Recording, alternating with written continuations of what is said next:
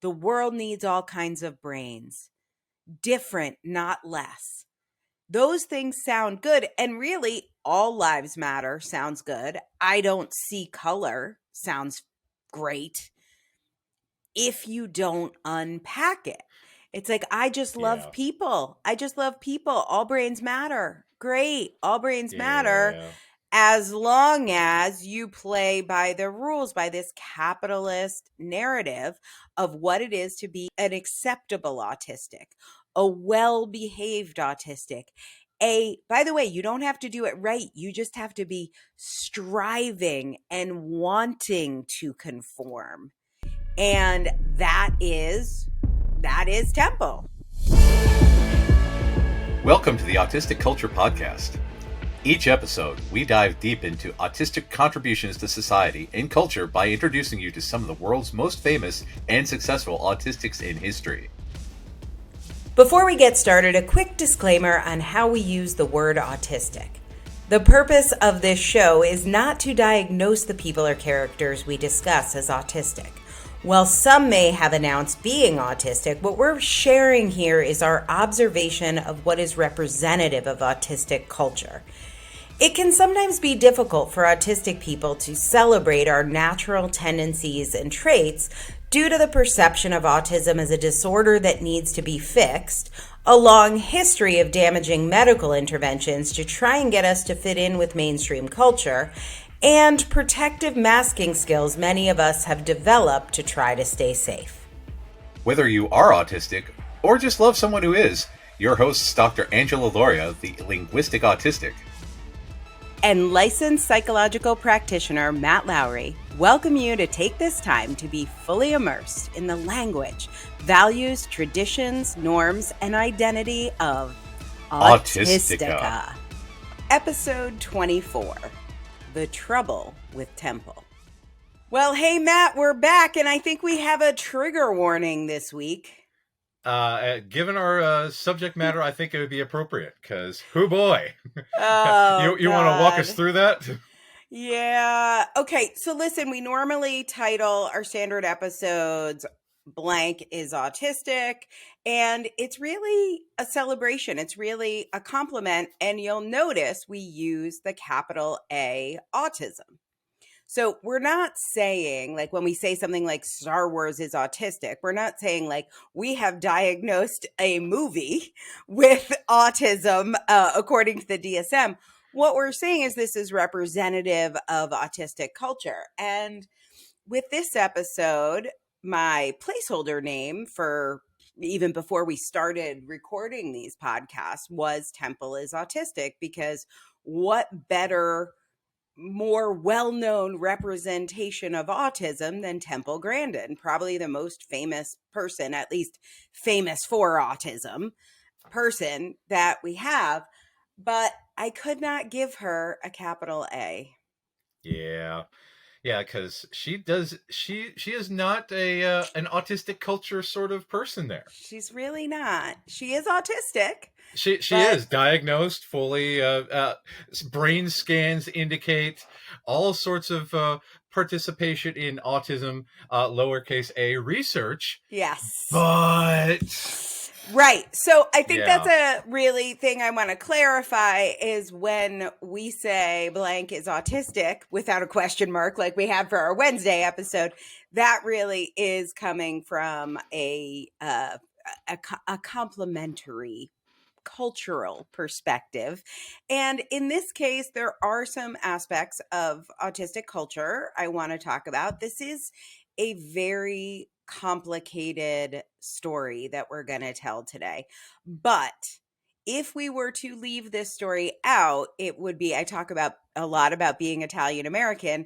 We can't talk about Italian American culture without talking about Christopher Columbus. And yeah. Temple Grandin in autistic culture may be our Christopher Columbus. We're going to talk about colonialism, capitalism, ableism, and a lot of not good things. But there are things about Christopher Columbus that are weaved into the fabric of Italian American culture. And there are things about Temple Grandin that are weaved into autistic culture. So she has And it's important changed. to learn the bad. Yeah.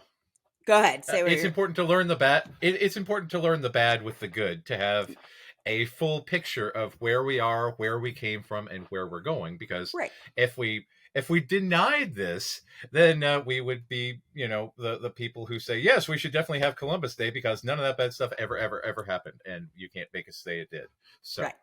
That said, we yeah. will not be erecting any Temple Grandin statues or suggesting any holidays at the end of this episode. Let it be known. So we will not need to pull those statues down. But I want to go back. I want to put this in context because the timing is really key. One of the things that makes Christopher Columbus important in Italian American history is the idea. We know it's not true, but the idea Columbus discovered America, right? But he was there at the beginning, maybe not here exactly, but anyway, he was in the general territory at the beginning, and the beginningness of Temple's journey is really important. So Leo Kanner was the Australian American psychiatrist who first, I guess, kind of described autism. It was 1943, and he talked about children with extreme autistic aloneness. That's how I think of you, Matt. Um, Oh, Delayed pathologizing. echolalia and anxiously obsessive desire for the maintenance of sameness. Nah, Yeah, okay, yeah. dude. And he Vaguely relevant to also, us, but wow. yeah, little okay, but 1943, and obviously, and read Neurotribes if you haven't read Neurotribes for more on this. But at the same time, we've got Hans Asperger over there doing his little Asperger's children show, and they weren't comparing notes. They were not on Reddit. Like these guys didn't know each other, and were saying many same things.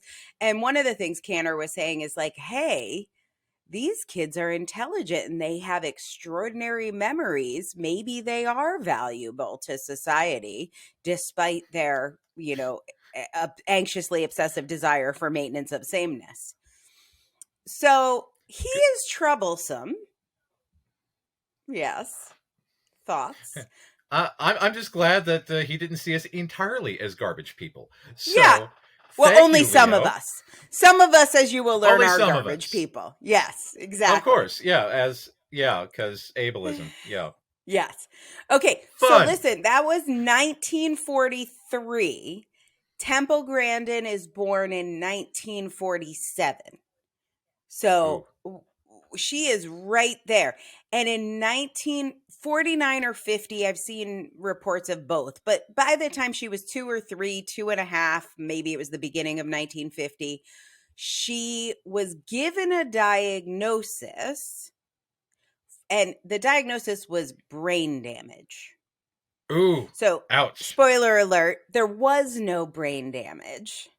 There was, however, white privilege. And here is Ooh, where white privilege comes into the story. So, Temple, and I love the throwback here to our uh who's the poet we love, Emily Dickinson, Dickinson. Yes. also from Boston. So Emily Dickinson's family is very similar to Temple Grandin's. They are a university family in Boston. They are wealthy, they are white, they are well educated, they have the library, they have the money. And Temple's mom, and we're going to talk about autism moms today, speaking of trigger alerts. Oh, Temple's fun. mom is like, brain damage, though, not sure I see it. And because she has access to all these things, money, education, she's got a Harvard education, she starts doing her own research. She's like, I'm going to figure out what this is, and gosh darn it, I'm going to cure it. And this is at the time where they're talking about that. I forget whose theory this is, the refrigerator mother theory. I Ah, try and yes. block this out. This is the idea Yeah, autism is yeah, caused by cold mothers. yeah. It's quackery on the level with phrenology, but yes. Yes. So uh So Temple's mom, her name is Eustacia, I think. Eustacia Cutler. So she's reading all about these refrigerator moms, and she's doing what people with privilege can do. She is calling them, she is going to see them. This woman is having meetings. She is at it and she is trying to figure this out.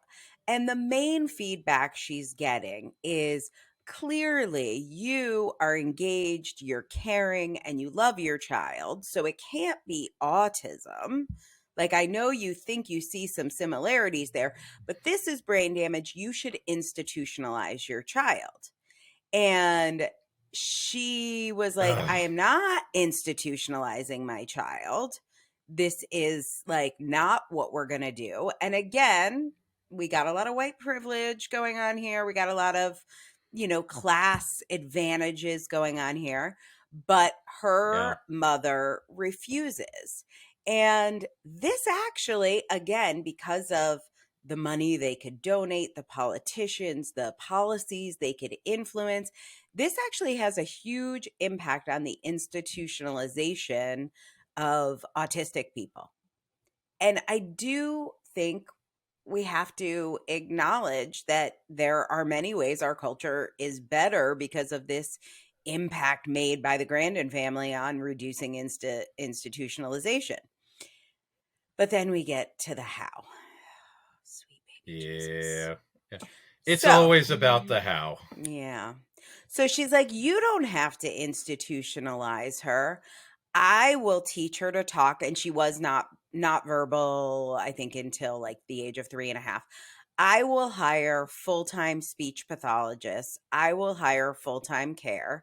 I will teach her how to dress herself, how to say please and thank you, how to use manners, and how to have proper, normal social skills. And if you were taught this, and this actually saved you from being institutionalized, because again, we're in 1950 here. Like, this is probably a better solution. You can see where internalized ableism starts to creep in. Temple is incredibly grateful her mom teaches her how to be normal, and she's able to do it because of all these supports. So our first Temple Grandin quote, which I would love you to share with us today, is from Temple. So this is Temple herself on this. People have to learn social skills. I had to learn social skills, like being in a play. This is one advantage of being a child of the 50s was. In the 50s, all children were taught manners. They were taught to say please and thank you. They were taught not to be rude. I'm hearing today where something is losing a job because they made fun of a fat lady who couldn't fit in an elevator. When I was 8-year-old, my mother made it clear to me that that was not okay.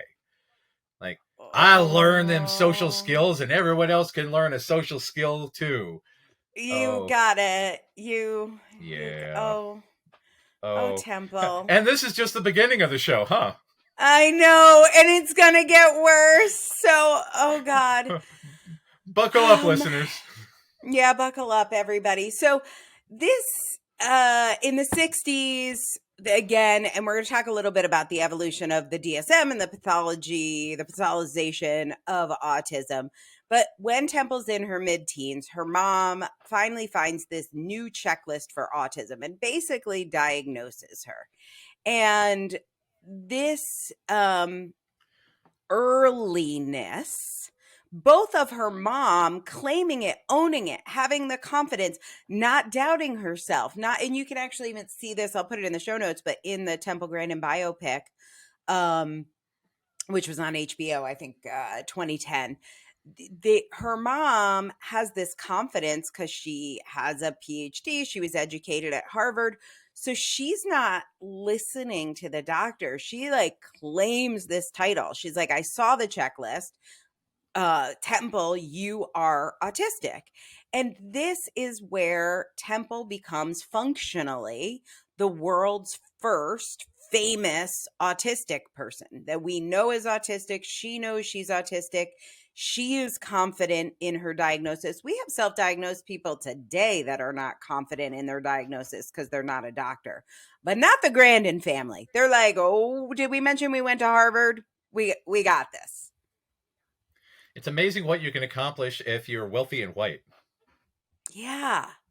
Yeah, and well educated, which follows with that privilege. Like, how do you get into Harvard? Her mom went to Harvard. So Temple's born in 1947 and her mom went to Harvard. Like, that's a very few people. And when That, you are first, you get to write a lot of the history. yeah. Just like Columbus. Just like Columbus. So I think of Temple, after doing the research for this episode, as sort of the colonizer. And really, Eustacia has a lot to do with this. Autism moms colonizing autistic culture. But the first colonizer, the first oppressor of our culture, one of them, is Temple herself. It's a little Yeah. bit of an Uncle Tom story that's going on here. Ooh. It's rough. So she is this generalized representative of the experiences and views of every autistic person. And by the way, if Temple can learn manners, then you can learn manners. If Temple can be at the top of her field, you can be at the top of your field because, we're all alike. That's how that works. But We are a monolith, apparently. we are now. a monolith. Yes, just ask. And so Yeah. none of this accounts for the fact that her experiences are inextricably linked to being white, rich, and the time she came of age and the family and location, Boston, where she came of age. But that is now autism. So God forbid you're a Black or brown or an indigenous autistic person. Your voice Off to the asylum for you. Yes, exactly. So, but capitalism is insipid. And so Grandin is speaking from a very young age, and she is mostly speaking to autism moms who want to fix their kids. And she says these revolutionary things. She advocates for differently abled brains. One of her first keynote speeches, and this also makes it into that biopic I mentioned, is different, not less. That pretty still good, remains Matt. with us today. Yeah. Different, not less. I agree. I guess as long as you're white, as long as you can act normal like you're in a play enough. Yeah. So she says, yeah. Go ahead. It's just this is one of the reasons why neurotypicals have such a difficult time diagnosing high maskers, because even back to this, it's easy for them to diagnose a young child or someone that has difficulty masking. But if you're able to learn the social skills and learn like being in a play, they can't see it because they only see the most obvious of traits. And again, this goes into the nonsense around functional labels and the nonsense around efficacy and all this other stuff, because we're gonna get to functional labels, my guy. We're gonna Oh, get to functional fantastic. Labels. So listen, so when it comes to these like politeness, manners, saying please and thank you, which she talks about a lot, she was able to learn those enough, right, to like be accepted. But she says this quite almost not with pride, but with self-love. She says, couldn't do any algebra. Didn't matter how hard I tried. Didn't matter how many tutors there were. Never could get algebra. I wish they let me do geometry. I could have gotten geometry. But I couldn't do algebra. Didn't matter how much support you brought in. Now, Temple, isn't that fucking interesting? Because maybe some autistic people might be able to learn algebra with support, but not please and thank you. So what with us all having the exact same brain and all, yeah. Right. So this is where she comes up with the idea that high functioning autistic people, Ugh. which I think means people who can say please and thank you and get a doctorate in animal science, I'm not sure. High functioning autistic people are talented, intelligent, and necessary. I mean, she is an advocate. They are necessary to human society and survival, while low functioning autistics cannot function or live independently and therefore either need to be cured or prevented from existing or something. So brace Ah, yourself, buddy. This oh, is from her eugenics. book, Thinking in Pictures. Read it and then we'll process together. Ouch. So, Read so if this I quote. was to be, oh yeah, Read this quote. Read it. Just read in an ideal world, the it. scientists should find a method to prevent the most severe forms of autism, but allow the milder forms to survive. After all, the really social people did not invent this first stone spear. That much is true. It was probably invented by an Aspie, capital A, who chipped away at rocks while the other people socialized around the campfire. Without autism traits, we might still be living in caves.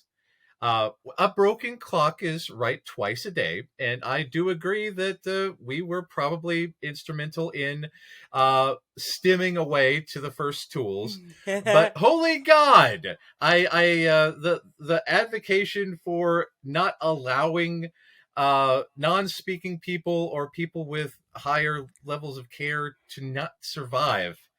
So if I was to use the phrase "kiss my ass, please," would that make me high functioning or low functioning? Huh. Well, I guess she is the one who decides, or we could ask Eustacia because her mom might know the Oh, answer. I can't with uh, this. Temple, my love. yeah, Her platform is different, not less, but right. uh, only if you have a milder form. But if you have a severe form, I guess you're so much less we should kill you? Or prevent your existence. Right. That's never Yeah. allow you to be born to begin with.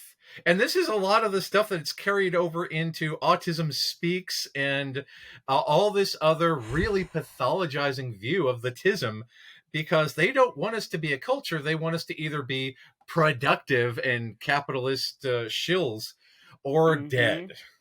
Yeah, her God, belief is that's that very the frustrating. only autistics who should be considered valuable are those, and let me tell you, I have listened to about 100 hours of Temple Grandin interviews. She says the same things over and over again. She is obsessed with people having a job and having manners. Those are the main two things. Have a job. She's super God. excited for you to use your specialized brain, whatever your thing is, whatever your interest is. I sort of agree with this. Your value, though, is being able to earn money for the production machine. And you are not going to be able to earn money for the machine of production if you don't learn manners, because you're going to get fired because you're going to say something stupid like the fat lady was too fat to fit into an elevator, and you'll get fired. So the purpose of manners is to make sure you don't get fired, and the value, and I'm not saying this because I listened to one or read one thing. Hundreds of hours, she repeats it over and over again. Go to your favorite Every time. podcast episode, search Temple Grandin, look at anything. She says it over and over again. Yeah. Social norms are there so you don't get fired. Not getting fired allows you to earn money. This is pure fucking capitalism. So, not a surprise her message was the one that was accepted, was the first one that came through. She is against, like her mother, people being burdens on society. Ah. So this is, straight up bootstrapping libertarianism. And there's a famous book called The Siege by Clara Park, who battled her daughter's autism very much in the style of Temple Grandin. Eunice Kennedy Shriver had a child with Down syndrome and focused on deinstitutionalization and community integration. But again, it was by fixing. So Yeah. deinstitutionalization, good. Fixing people so they can function better for the capitalist machine, of some concern. We might just be people that have rights because we're people, but, maybe crazy thoughts. Yeah. Being able to exist is a fundamental right. Who knew? But yeah, that's the problem with this, because she's so close to having some really, really good ideas, So but she takes close. a hard left turn there and makes it extraordinarily offensive, and that's problematic. Right. And generational. Like, this is Yeah. a learned behavior. So in 1980, the DSM-3 finally gives autism a separate diagnosis. It calls it a pervasive developmental disorder, but it is now separate from schizophrenia. Because remember, Canner, they were all coming in thinking this was childhood schizophrenia or something. And so Oh yeah. now it's a pervasive developmental disorder. And at this point, Temple has graduated. She's had some career success, and she follows the pattern that worked for her, kept her out of institutions, gave her a career, and she begins to do the research that her mom was doing. She takes over in her mom's footsteps.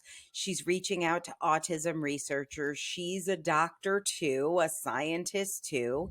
And she says that she takes on the role of an anthropologist, and like as if she was studying a different culture.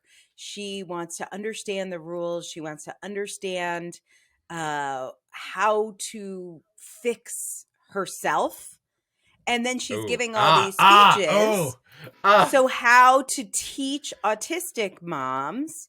And this is where it's not exactly pseudoscience, because she is a scientist, but she's not actually studying autism as an autistic researcher, but she's using her PhD. She's using her scientific cred. She's talking to these autism researchers, and then she comes back to these autism mom conferences with what she has learned. Essentially, what Temple does here, and this is an argument I'm making, I didn't read this anywhere, but I think she's inventing ABA. She's going Yeah. to these conferences, and early on, in the early 80s, from 80 to 86, she is talking about how to fix autistic kids to autistic moms, what you could do at home today to make them more neurotypical. She writes, which I tortured myself into reading, an autobiography. It is not good. It is called Emergence, labeled autistic. And publishing. I started in publishing in 1994. In 1986, to get a book deal is very rare. It is very hard. And as a woman in your 30s, you have to go through so many gatekeepers. So, number one, it's almost all white men, it's almost all neurotypical people. You have to write proposals, you have to get a literary agent. Like, there are many steps to getting a book published. And how much privilege goes into her being the one to write this autobiography. Again, she's claiming this territory. She's planting her flag. She's colonizing this territory because she can. Other people Yeah. can't.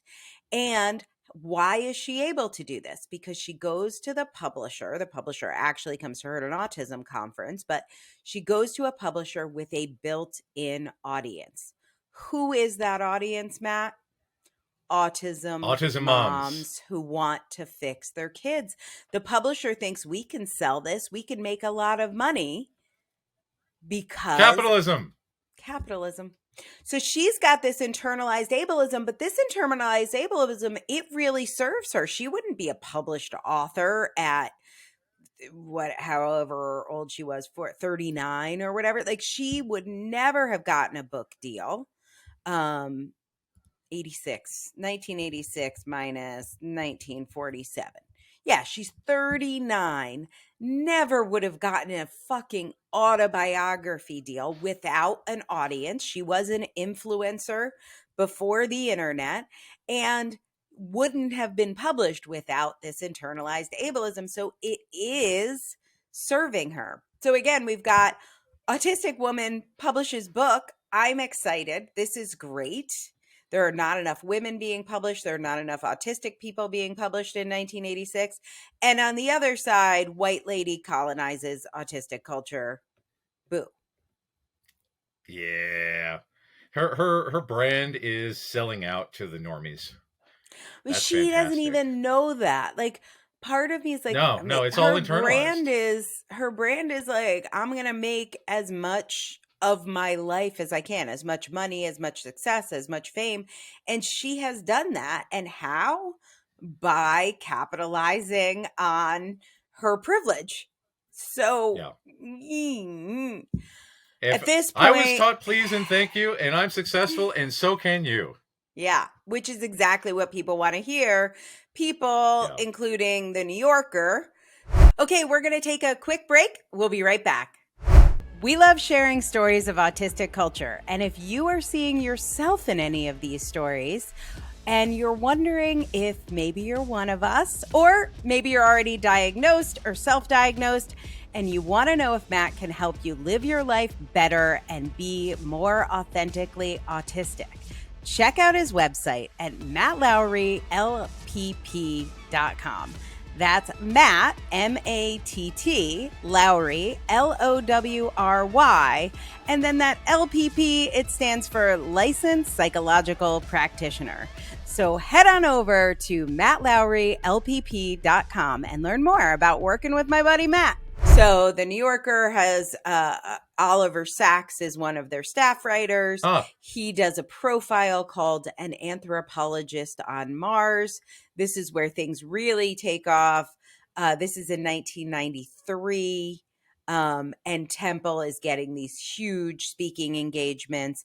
At this point, she has written 8 books. She speaks at every autism conference. She is the star of the show. She's been profiled on 2020, 60 Minutes, The Today Show. There's a documentary in 2010. HBO does the biopic starring Claire Danes. If I'm going to put this in the show notes too, bless your heart if you can get through it. It is painful. But her TED Talk is translated into 36 languages and in English alone has 6.5 million views. Wow. That's a That big TED reach. Talk almost killed me. And Matt, the TED Talk has a lovely name. It is called The World Needs All Kinds of Minds. Again, we're so close. That's a good title. That's a good idea. We're so close to being very positive on this. So close. We just don't stick the landing. No, but here she is now laying the groundwork for the concept of neurodiversity. Pretty cool. I also, in all these interviews, she does the coolest thing. I absolutely love it. If she does not like the interviewer's question, like if they do small talk, she has the best way of handling small talk. Like the interviewer will ask a question like, how's the reception been to your book? Which she thinks is total bullshit. And she wants to talk about how autistic people should learn manners and get a job. So she'll be like, I don't really want to talk about that. I want to talk about how autistic people should get a job. I'm like, yeah, girl. She just like claims her space. She was on Barry Prezant and Dave Finch's amazing podcast, Uniquely Human, which I totally love.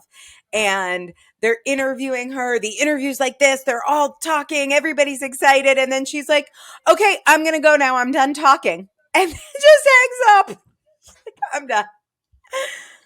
So that oh yeah, so much good stuff. It's that last 10% or so is just wow. That's a shame. I get really, really confused. And I have to tell you, I think it was in my 30s, maybe it was my late 20s, the TV show The Sopranos came out. And I Oh yeah. have a zero tolerance for violence. Like I cannot watch Yeah. horror movies. I can't watch anything scary. I can't watch fight scenes. Even we haven't talked about this. It's love me anyway, but like even like Star Wars fight scenes, the violence doesn't Hmm. bother me, but I can't follow it. Like I can't track it. And then Hmm. the Star Wars franchise lost me when they with the whole young Jedi when they killed the young Jedi Ah, school yeah. that I ran screaming out of the movie theater. Yeah. But The Sopranos, which is far more violent than any Star Wars, it's horrible. It's horrible. It does such a beautiful job of telling the Italian American culture story, the way they pronounce things, the food they eat, the songs they sing, the dances they do, the way they do their hair, their purses, everything, the way they dress. It is my life growing up in Connecticut, New Jersey, New York. We have a very similar Italian American culture. And so culture is not a monolith and it is not without complication. There are things I love about the character of Tony Soprano, weirdly, but then also horrible, evil monster. And one of the things that would happen to me growing up is people would say, "Oh, you're Sicilian. Does that mean your dad's in the mafia?" Like, no, my Uh, dad is not in the mafia. And that's what I feel like Temple Grandin is such a part of our culture where it's like, "Oh, you're autistic. Do you think in pictures? Oh, you're yeah. autistic. Do you invent magical things?" And it really is this like idea we are all the same because she has such an outsized place in the culture, like The Godfather, Tony Soprano, or The Sopranos. Like there's so much Italian mob culture in the media, but I can tell you I know a lot of Italian Americans. I don't know anyone in the mafia. That's the media. And she took up all that space because of her prominence, her extremely high levels of visibility. Her ideas have proliferated. And Yeah. I think a part of why this caught on is her message is very much all lives matter, which sounds good, right? Like brains, what was her TED talk again? The world needs all kinds of brains, different, not less.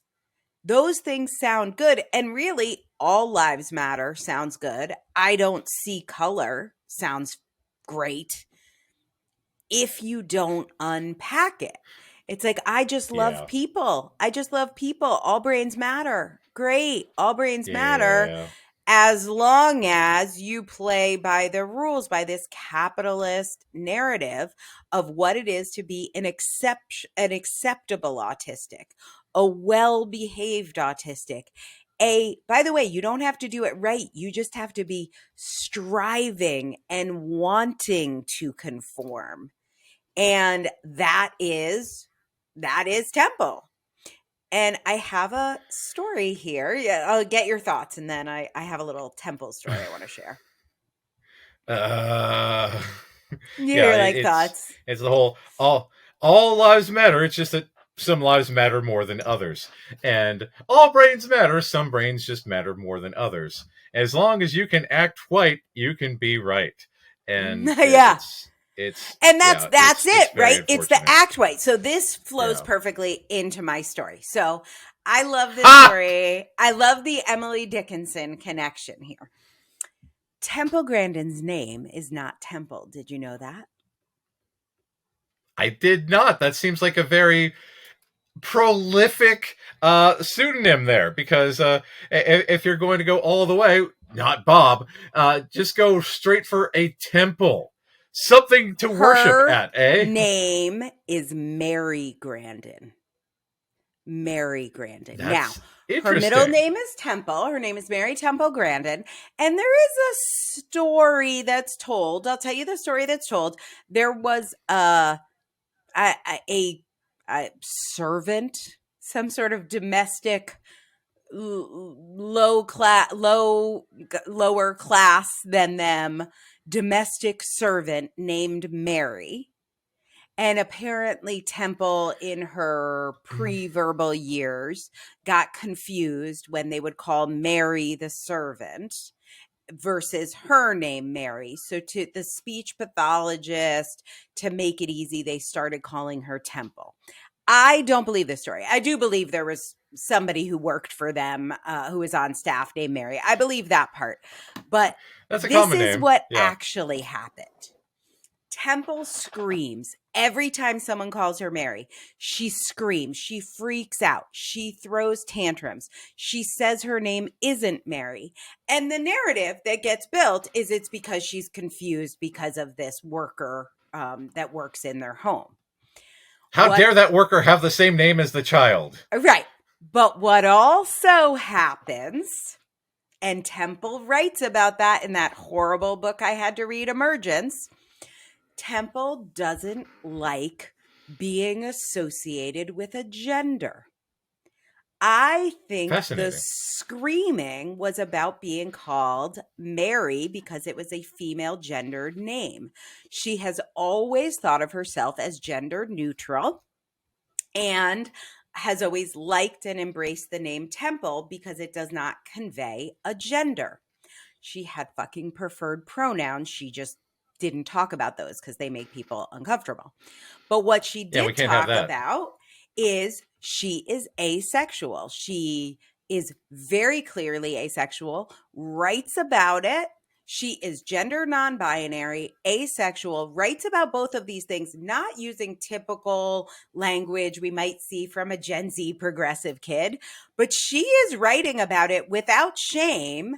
She's attributing it to her autism. She's like, as part of my autism, I happen to be non-binary and asexual. Interesting. She is straight up LGBTQIA+. But as you were saying, if you can act white, you're all right. She does it in a way that straight people like. She does it in a way that works for capitalism and hegemony, which is she doesn't require you to do anything. She just says her name is Temple. That seems reasonable. It's not that weird of a name. I mean, it's not that normal, but it's not that weird. She doesn't go around like talking about being a lesbian or something. She's just asexual, and so it doesn't affect them and people can do what they want. It's all the ways that people who say they, hate the sin, love the sinner. Is that it? Yeah. It's hate the sin, love the sinner friendly. So she's not asking for acceptance. She's not asking for you to use her pronouns. She doesn't articulate ideas about queerness and autism. Everything she does just fits very nicely into the existing status quo. Yeah, because she's, as they say, quote, not in your face about it. Because she doesn't go around making the straights uncomfortable. She doesn't go around making the neurotypicals uncomfortable. And that's because, again, that's part of her internalized ableism. She's got to conform in order to be successful. She's allowed a little bit of wiggle room with eccentricity due to the tism, but not enough to actually be out there and in your face about it. It's very interesting, right? Read this quote from Temple. It's fascinating. Here's a quote from her. The thing about being autistic is that you gradually get less and less. Oh, God. Oh, God. Okay. You have to read it. You have to read it. I'll start fresh. I'll start fresh. I'll start fresh, but if I start gagging, you'll know why. Okay. The thing about being autistic is that you gradually get less and less autistic because you keep learning, Jesus. You keep learning how to behave. It's like being in a play. I'm always in a play. I am much less autistic now compared to when I was young. I remember some behaviors like picking carpet fuzz and watching spinning plates for hours. I didn't want to be touched. I couldn't shut out background noise. I didn't talk until I was about 4 years old. I screamed. I hummed. But as I grew up, I improved. Oh, God, it makes me want to retch. Please don't die. Wow, the internalized ableism is so in... Oh, my God. And this is the thing. This is what neurotypicals, this is the message that Autism Speaks has, that we grow out of it because people like Temple mask, because people like Temple subvert their true selves in order to make themselves more palatable for the neurotypical capitalist world around them. Mhm. Oh God, that hurts. Yeah, Oh, I'm gonna need to go use mouthwash after that, I because know. yikes. I know. You And get like, less and less autistic because you keep learning, and you keep learning how to behave, because it's all about behaviors. Oh God, I work in community mental health, and this is a thing that a supervisor told me, that autism is all about behaviors, and that's every time I had to tell people that, I wanted to throw up, because that was the policy in the office that I worked in. And when I did autism reports, I had to use that, and every single time I died inside. I oh went into a no, deep, deep depression because I had to shill for capitalism in order to keep my job. Because, oh my God, that's offensive. that is awful. But like, It is. It is. I mean, I just, I just really want to like honor the fact that like you needed a fucking job. Yeah. And I think in when somebody and maybe even a well-meaning autism mom, when somebody hears this message from Temple, they're worried about their kid not being able to have a job, so they're like, god, if only I could get my kid better at being in this play and masking all day, Yeah. then they could have a job. And like, how amazing now that you help people and you're able to be your authentic autistic self and helping people become more authentically autistic. And like, now you have that, but like, what, how much work to get there, how much fucking Yeah. student debt to get there, how many Exactly. relationships that you have been able to let go of, that maybe other Yeah. people that needed more support or more services. Like, I know people that live with their ableist moms but can't live on their own as an autistic person and weren't able to let go of that. And so one can easily get trapped inside this system where what Temple is teaching seems like the best thing Yeah. to stay Because alive, they to make it. you have to have, you have to have a level of conformity to thrive within the system, and until you escape the system's sphere of influence, it's very, very hard to be authentic. Right.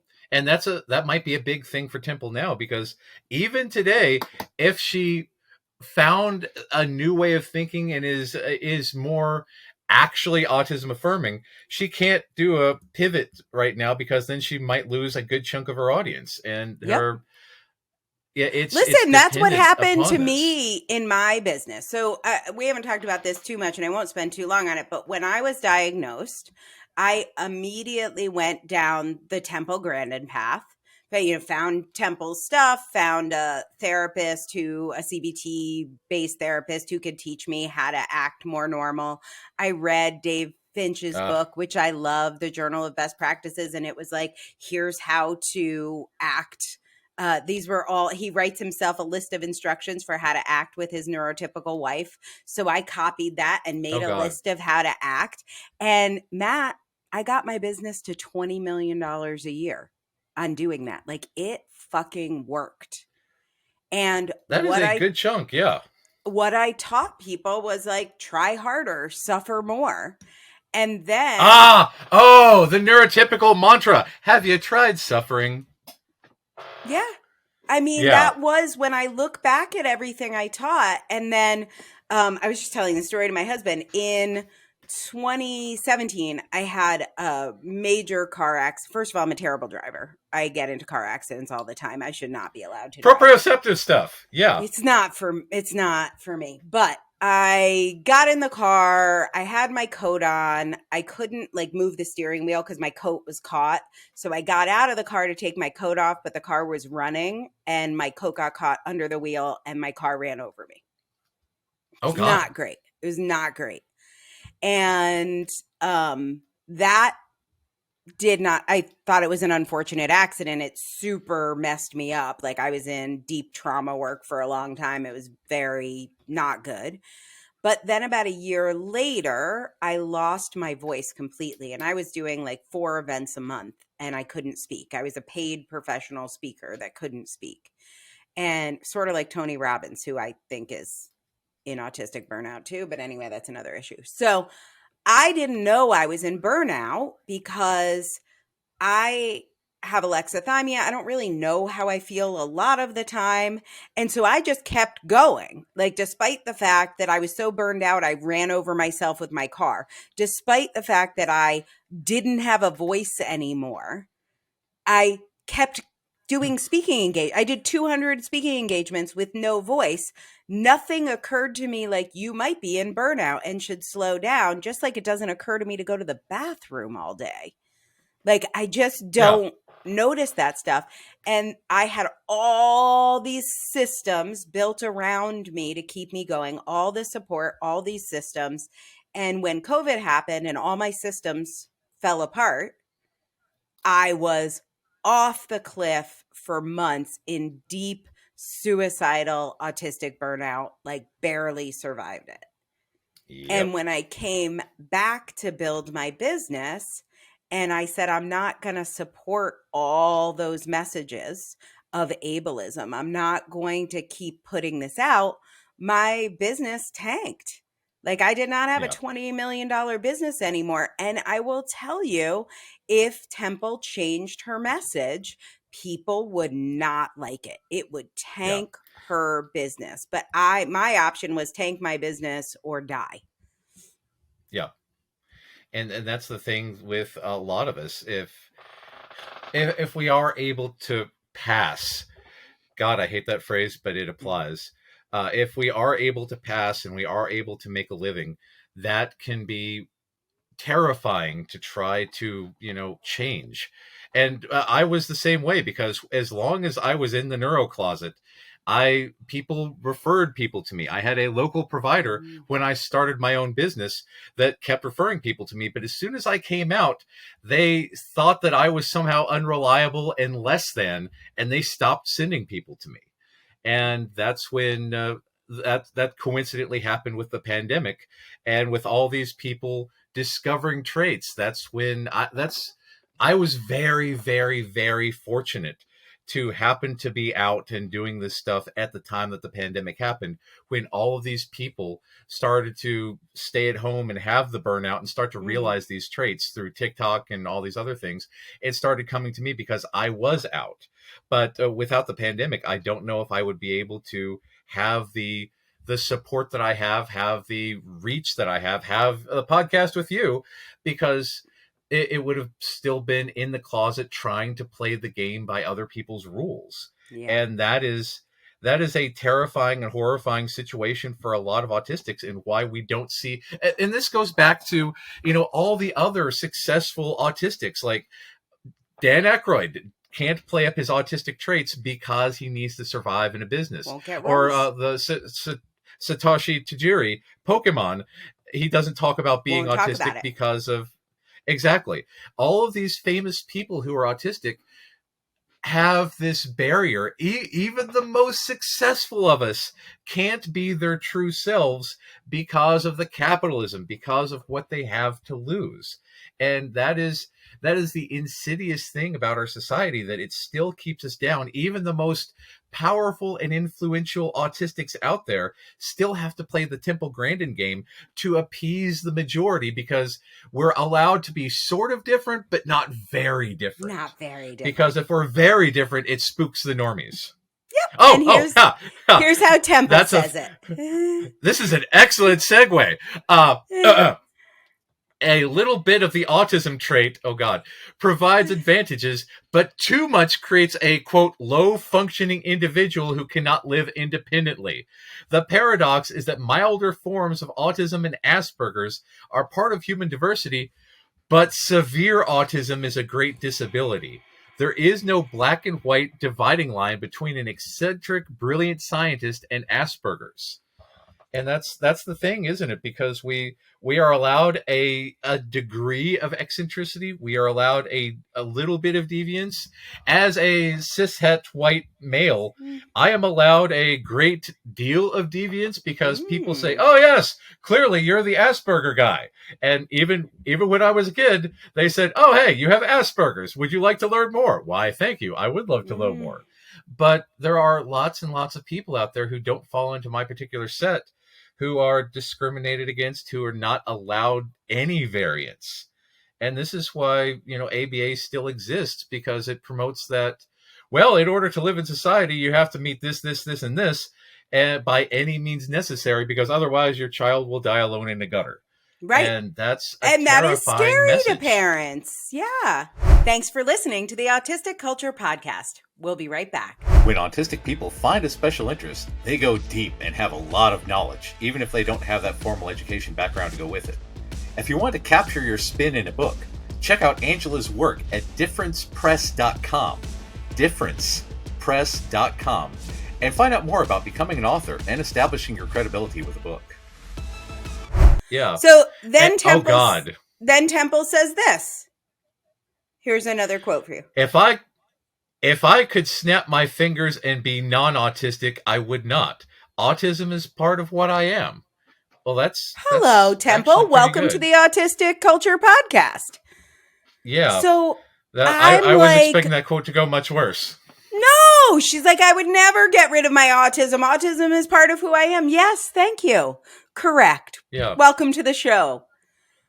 I don't understand how shame. she can draw this distinction between natural human variability and disability. It's this usual stereotype. Natural variation is good, but disability is bad.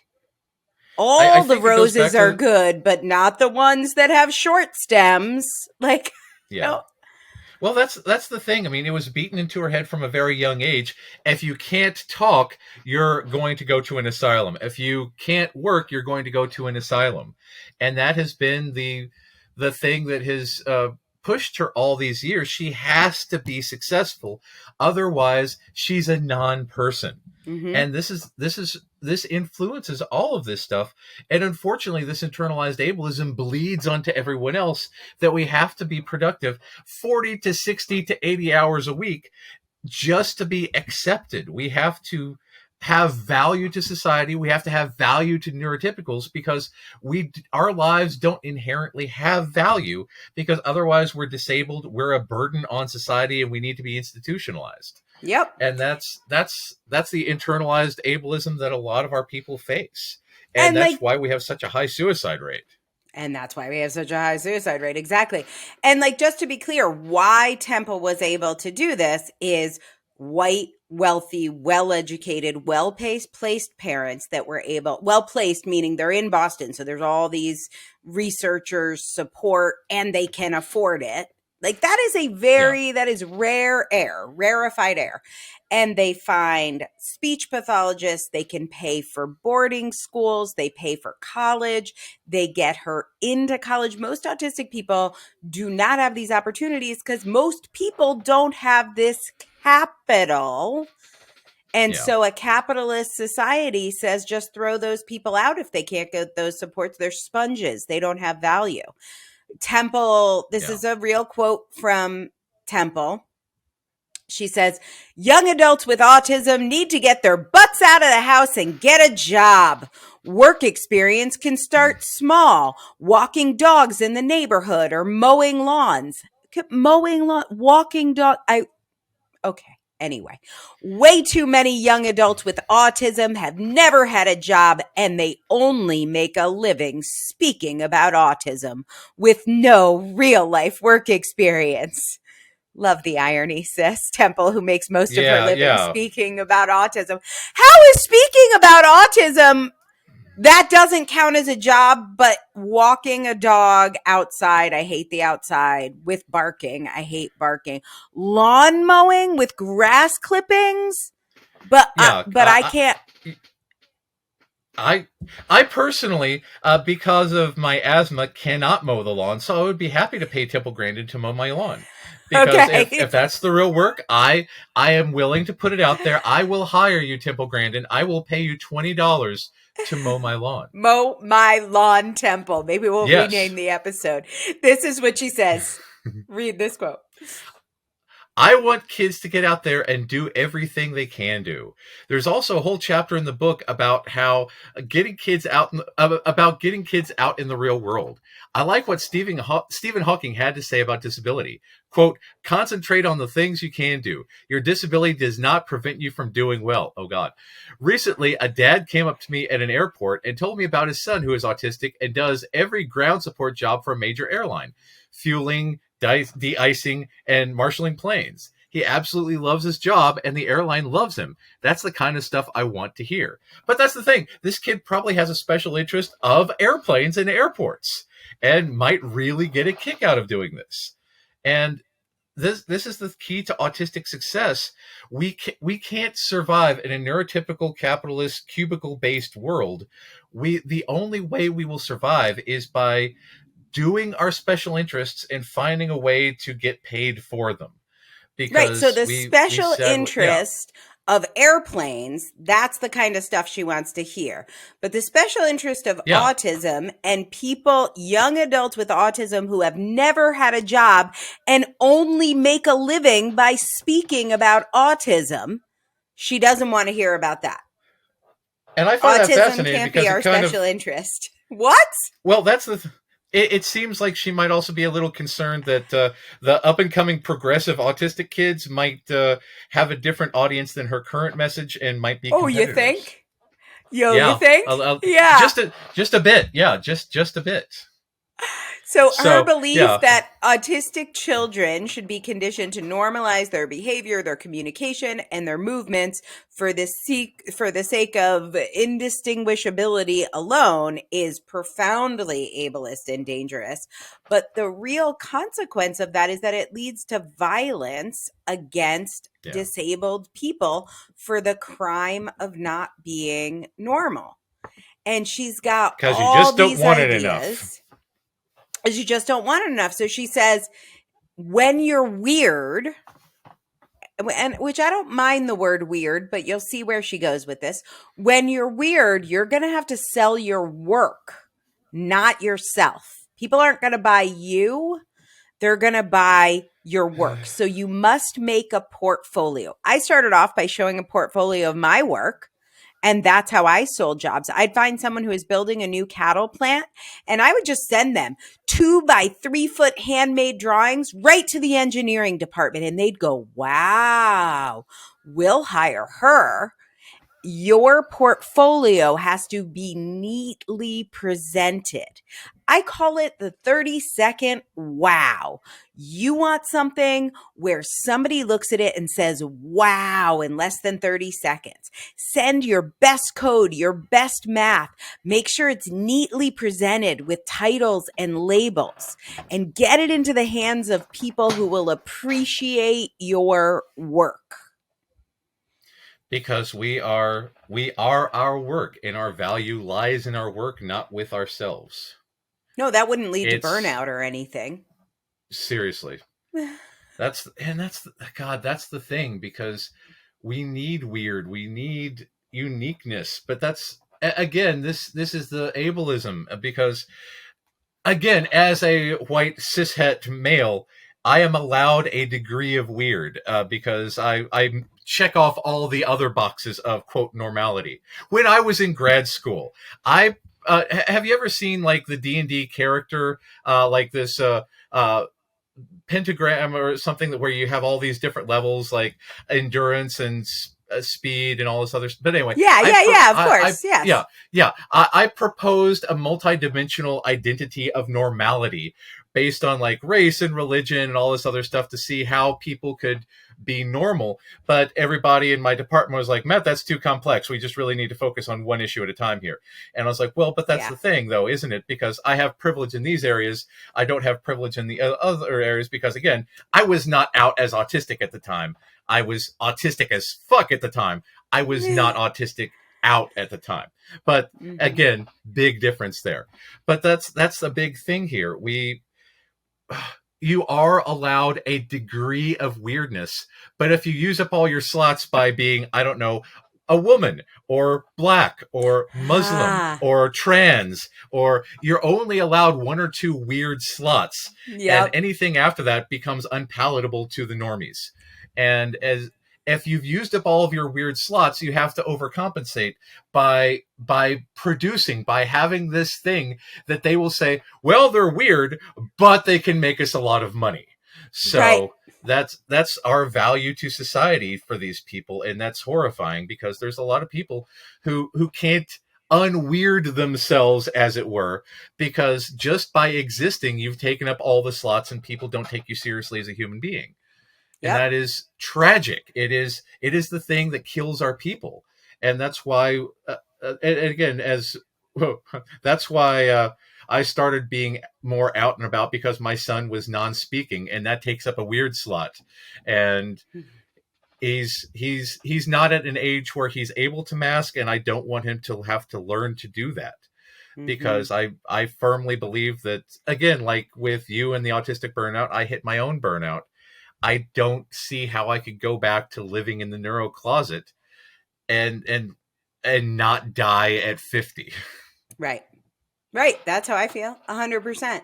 The idea that, yeah, all of a sudden I'm going for some Holocaust thing, but the idea that my work was so good, my work would stand for itself, Yeah. did feel very liberating to me for a long time until it didn't. I was like, I'll just be so good. They can't kick me out of the room because I'll make them so much money, which I Yeah. did. Like, I was so good. But what I was agreeing to, the terms of that, is that my worth was based on what money I could generate, as opposed to, or how neurotypical I could act, as opposed to just being worthy because I'm human. It's a sort of negative liberty. Yeah. And the moment that you have a bad day and you can't produce as much, you become expendable. Because they Yep. don't value you, they value the work, and they assume that other people can do the work that you can do. Mhm. This is a So, big reason for the people who watch us on YouTube. I don't have my degrees behind me. I have all my cool stuff behind me, because this is more representative of who I am, other than all the degrees that I've had. yep. Because it's I've I am fortunate. I am incredibly fortunate. I am incredibly privileged to say that, to a large degree, I've escaped that and I'm allowed to be who I am. But again, white cishet male, white cishet male who has an independent living, who is able to be weird, who is able to oppose ABA openly without too many consequences. I mean, ABA people hate my guts, Yeah. but it doesn't really influence, people paying me cash for evaluations, for therapy, and to come and, as Temple Grandin hates, speak about autism.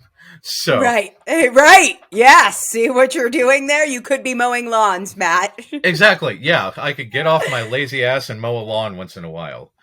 Yeah. uh So, it's a and shame. and then, like, she does this cool thing, and this is kind of the point I want to end on, which is, she has a book, we've talked about it, horribly ableist, but it's called Thinking in Pictures, and she talks about these three. She says autistic people have specialized brains instead of generalist brains. I agree. We're Monotropic as one focus, on yeah. this.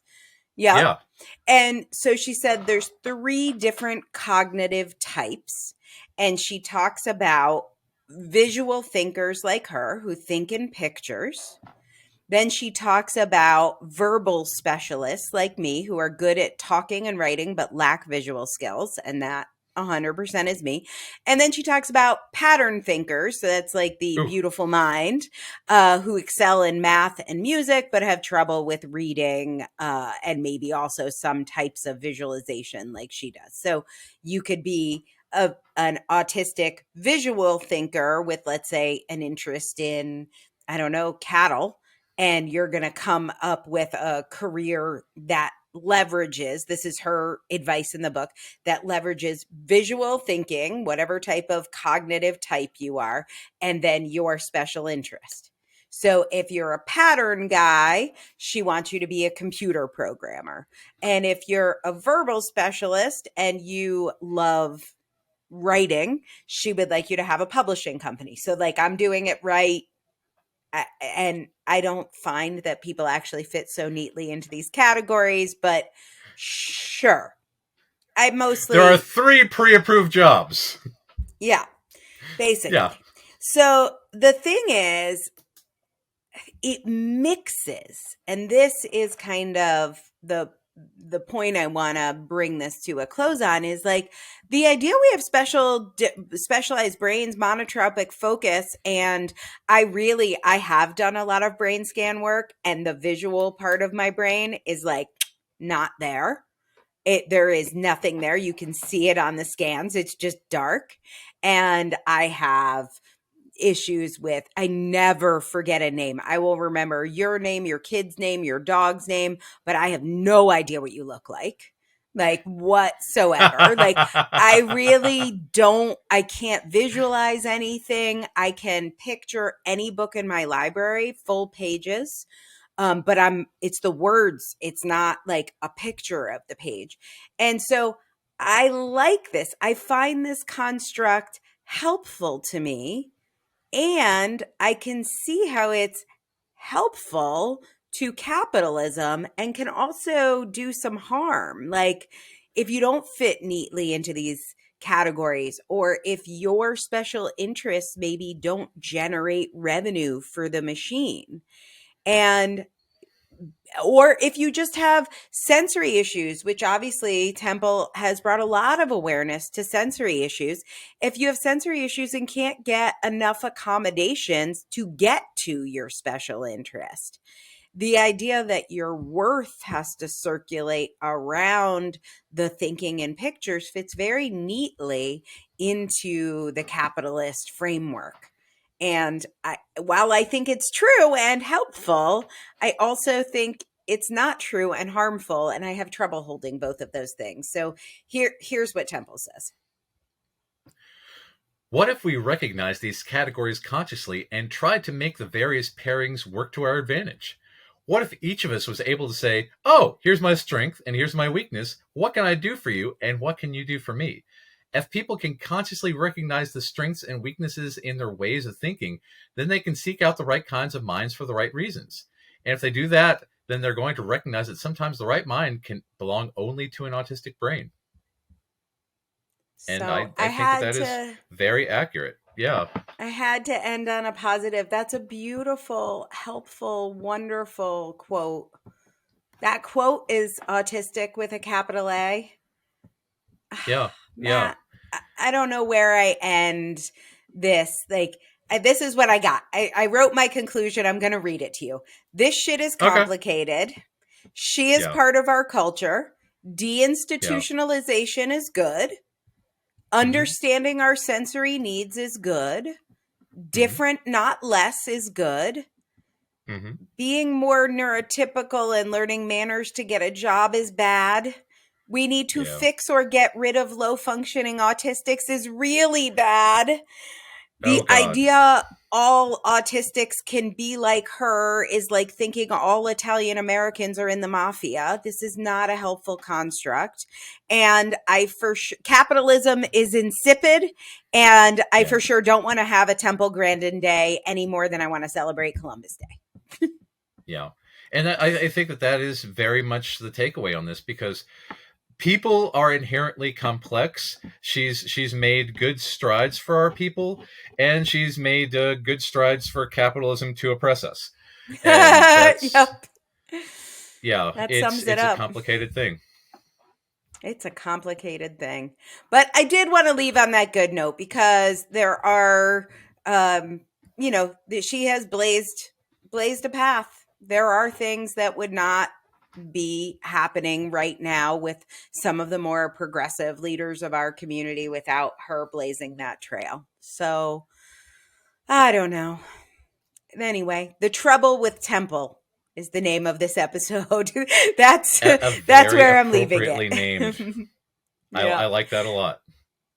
So give us a little sunshine, a little ray of hope, a little bit of joy to go with the complications of this episode. What is one thing, Matt, you love about being autistic this week? So, my son and I go to the Lego store every Wednesday. And last week, they used to have the big Eiffel Tower up, which we now own, because he loved it so much. But now they had a little place where you could play with Duplos for the younger kids.